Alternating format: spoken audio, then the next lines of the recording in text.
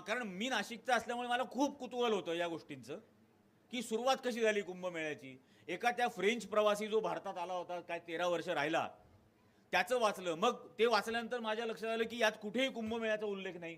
त्यांनी दिवाळीचा उल्लेख केला आहे, फेस्टिवल ऑफ लाईट्स म्हणून. चायनीज प्रवाशाचं पुस्तक वाचलं, तो 17 वर्ष इथं होता, त्याच्याही पुस्तकात कुंभमेळ्याचा उल्लेख नाही.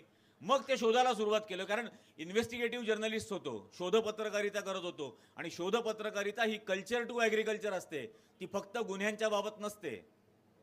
आणि मग ते शोधायला लागलो. त्यावेळेला अकबराची 14 फरमानं मिळाली.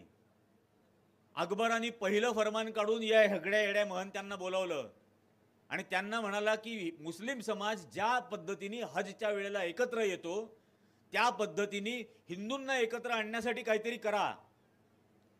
मग ते गेले. मग ते काही दिवसांनी परत आले आणि मग म्हटले की आमच्या पुराणामध्ये एक कथा आहे, देव आणि राक्षसांमध्ये काय ते समुद्र मंथन झालं आणि मग त्यात अमृत निघाल्यावर अमृत घेऊन देव पळाले, राक्षस मागे लागले, त्याचे 4 थेंब भारतात कुठेतरी सांडले 4 ठिकाणी.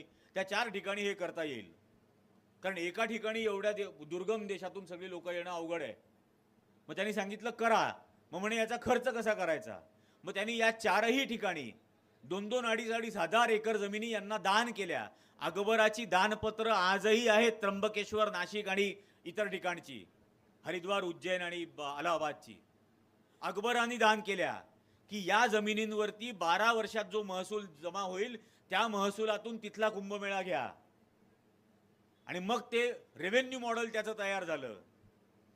मग पहिला कुंभमेळा अलाहाबादला ठरवला, ज्याच्या उद्घाटनासाठी स्वतः अकबर गेला.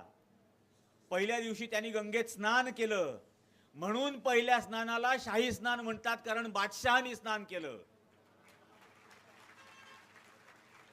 पण हा इतिहास लपवायचा आणि फक्त द्वेष हिंदू मुसलमानांमध्ये कसा वाढेल याचाच फक्त प्रयत्न करायचा.